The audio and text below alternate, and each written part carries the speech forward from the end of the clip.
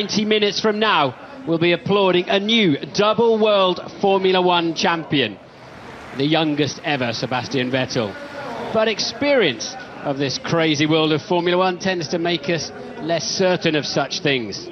This theatre of speed is the perfect... Rosberg was saying to Arlene McKenzie that, hey, I normally sit on the grid for 20 seconds while they form up behind me, and I go through a big process with my clutch bite point and my launch controls and all the things they have to do. I'm not going to have time to do that.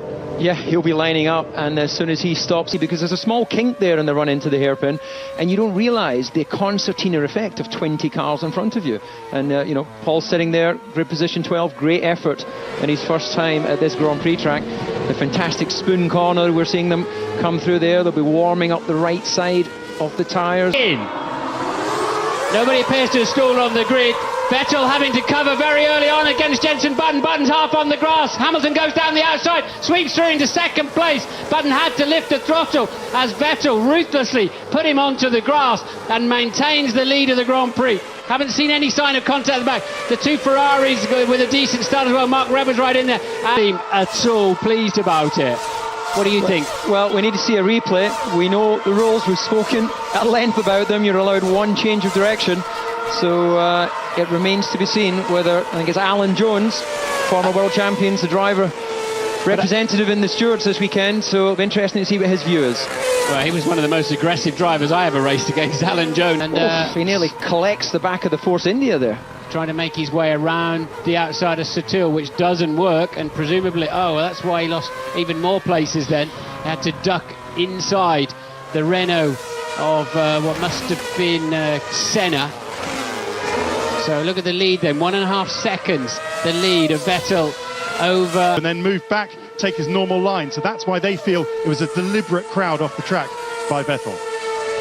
Well, as I said, when we've discussed this before in the driver briefings, Charlie has tended to take the view that there's just so much going on at a race start. How could he possibly police it fairly from the front of the grid? Slower but more durable medium compound, as it's called, and we're looking at a move up the inside there as that was Perez having a look at Trulli. So 16th and 17th for Team Lotus at the moment. They've had a good start to the race. Their pace is hanging on to the midfield, so they must be pretty satisfied, I would think, with that at Lotus. They're not getting a lot of TV. Ironically, was his home Grand Prix in Germany, as we watch Barrichello hunting down his teammate Pastor Maldonado. They're 13th and 14th. They're in the 1 minute 42. They're about 2 seconds off the lead, which again is a better pace than we thought they might have after qualifying. So the leading pace now is 40.0, which Vettel and Button with the rear wing. I still think to do the thing with the rear wing. I think, therefore I am. What does that mean? You still think? What can you do with the rear wing other than the DRS? You can't adjust it in the middle of the race. No. And this is Jenson Button, who's been catching Lewis Hamilton at least half the previous lap, navigating his way around Lewis, who'd obviously got that puncture. And if you look at the surface of the tyre, it looks okay. They're just overheating. These are the tyres they qualified on, those that did their fastest lap, and he's in the pits. So Vettel then pits from the lead at the end of lap 9. McLaren may be moderately satisfied, although his tyres are 2 laps older, to at least still be in the pack, the leading pack there, despite that puncture. He's right in the hunt. He can smell the exhaust fumes of the guys he's racing. There we have it then, Button, Alonso. Let's see, one of the... right front's loose. Yeah, that's not what you want after pit stop. That's the first part of the S's, so that hasn't gone on properly at the pit stop. Yeah. Just coasted out of the pits, as you say, David. And well, there's we can see the rear gurney's there, just above on the top of the rear wing, that black strip. It's just a very simple, carbon. A 90-degree return that keeps the air attached. The top 5, the top 6 then, all in the pit straight at the same time. 9.2 seconds covers them. The yellow lights are flashing as they recover Buemi's Toro Rosso. And I think if they recover it quickly, Charlie won't feel the need to put out a safety car. I think if they dilly around with it, he might choose to do that. But we haven't seen it. They've got little diggers, something I know. Really protecting these tyres. Not wanting to put any energy through too much slip. He could have used a lot more of the racetrack there, but clearly that's just going to overheat the tyre. That looked like your first lap of the day when you're still trying to get the sleepies out of your eyes, didn't it? That was coasting through there. He's got no grip. You know, anything in comparison to the pole laps that we saw earlier is going to seem slow. As we would expect, he was out of position on the grid. And look at this, tremendous scrap going on from 13 through 16. Kobayashi was the overtaking king here last year. Looks like he's getting himself lined up to do a fairly straightforward, well, doesn't even need to make the overtake on the run down the first corner, as we have Maldon has pitted, but Di Resta catching him very quickly indeed. So I wonder what happened there for Di Resta, how he ended up behind his teammate. The 10th and 11th then for Force India at this time. Di Resta must have had a poor pit stop. You know, I thought we saw that, but maybe not. We're on lap 18. There was 10 seconds between them. They pitted both Red Bulls at the same time. I know they look for 7 or 8 seconds as enough time to do it. I don't think Webber lost much time. Maybe he might have lost a second while they just got themselves ready. But they're giving themselves a pat on the back and applause in the garage, and that is brilliant work by them. I think what you saw there, Webber wanted to come in because he needs to try and undercut the Ferraris. And Webber, as you say, Vettel was in trouble with tyres. Coming down now. Well, I'm surprised. He must have had a slow out lap. It was a decreasing gap. It was less than a second when he came in for his stop. But Button's made the tyres last. I said he did a new fastest middle sector of the race on his out lap. He was flying in that part. So it was a 53-second first sector. Let's have a look and see. And Sebastian getting a little bit... Yeah, Martin, but someone's got to ask, is that a possible penalty for crowding a car to the edge of the track? You know, no. I don't think he knew he was there, but he was. Well, let's see. It didn't enter my head on that one, if I'm honest, but let's see. So let's hear from Ted. Yeah, there's going to be potentially more handbags later between those two. I just checked. Now pops the wing open, but these cars were nip and tuck in terms of top speed in qualifying, and clearly it's not enough of a straight there to really enable them to get into an overtaking position. But this is all about tyre management now. So Button then lost 0.3 of a second of his lead. It's down to point. And Rosberg side by side with Kobayashi. He's slightly ahead. You are allowed to race down the pit lane. And Rosberg has got the high ground going down into turn 1. He was fractionally ahead anyway. You say they'll catch the back of the safety car. They're all at turn 1. The safety car is now entering Spoon, which is halfway through the second sector. And of course they're limited to safety car speed as well. Ted. Well, I know one thing. Ferrari have been on the radio to Charlie Whiting, the race director, so we'll see. I mean, they can investigate. It doesn't mean they have to do anything. McLaren, there was a rolled eyes I saw amongst 1 or 2 team members when that graphic came up. They've looked at the telemetry data. There's nothing wrong with Lewis's car. Everything is still attached. There was a fear that tower barge board. He made that pit stop, maintains 7th, then Petrov, Perez, Vasalva, Di Resta, now again the leading Force India car. Sutil 11th, Rosberg up to 12th, and this is Mark Webber with front wing is losing gone. His front wing up against Michael Schumacher. He's gone, and the rest follow. He really did back that pack up, but I don't think in any kind of way that'll get him into trouble. As look at Webber then coming down the pit straight, going past the back marker. So Button, Vettel, Alonso, Webber, Massa, Hamilton, Schumacher, Petrov, Perez, Di Resta 10 as they file now Linus. Some other aero part on the car? Didn't look like it to me. He was in the side of him, wasn't he, really? It was front tyre. It was the back of Lewis's front tyre, as it were, and the front of Massa's right front that made contact. He's running 6th at the moment is Lewis Hamilton. The new fastest lap of the Grand Prix, as Button all did personal bests. So they're using up their fuel. They're on fresher tyres, and the track's obviously coming to them quite nicely. Those tyres have had an easier time.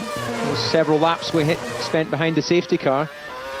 So that puts if they can get to late 30s, then they'll be well on. Rosberg then sails up the inside. Can he find some purchase, some traction around the outside? He does indeed. So that's Nico Rosberg up into 11th place now. Well, the Renault trying a different strategy here. He's on much older tyres. And at the moment, you don't see how this is going to work for him.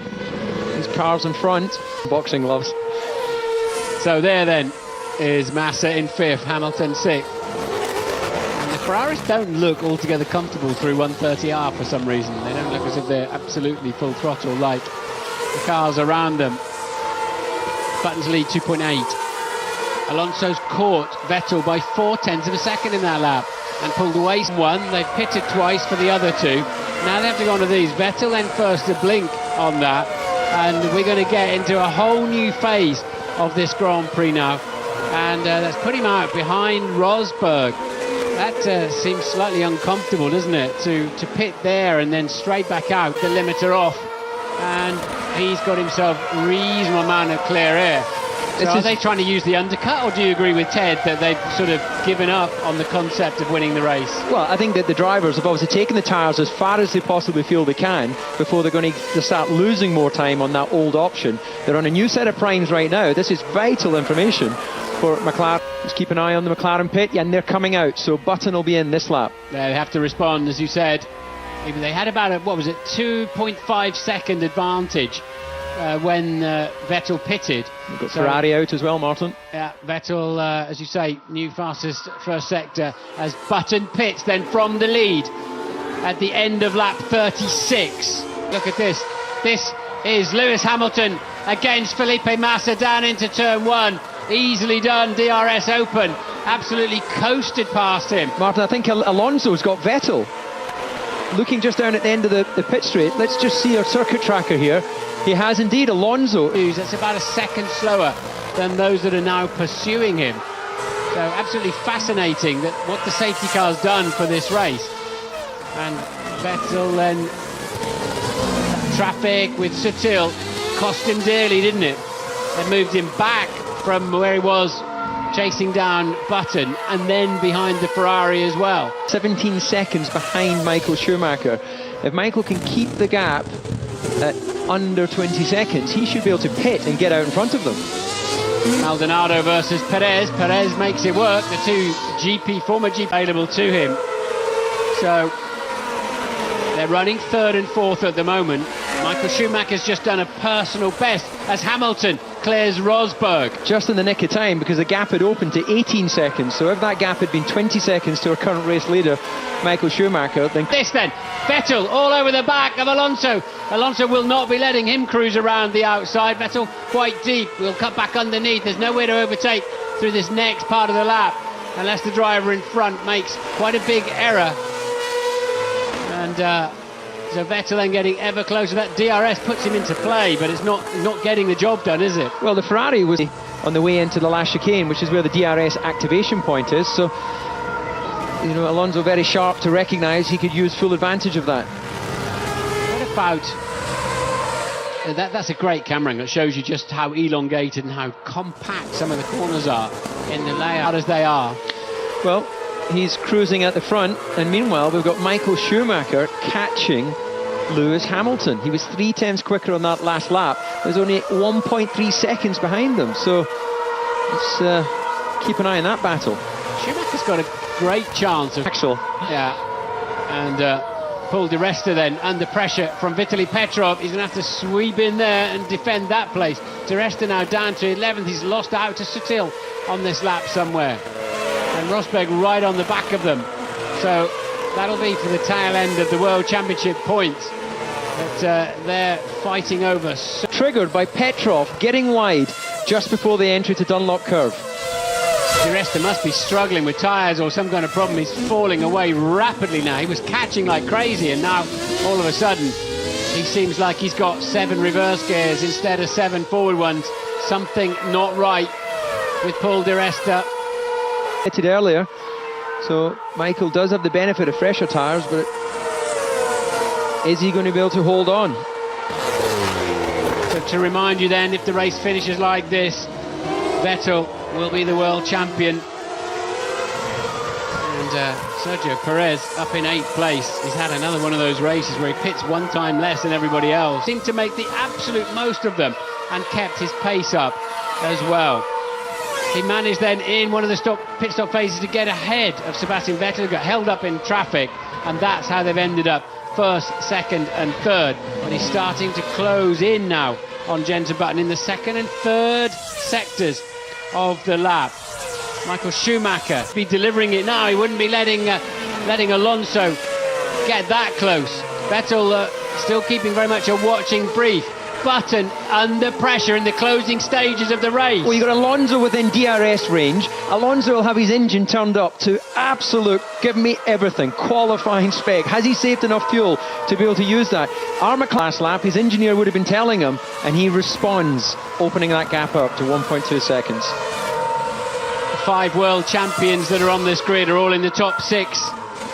Button leads on lap 52, and he's faster again. Okay, Jenson, 2 more laps.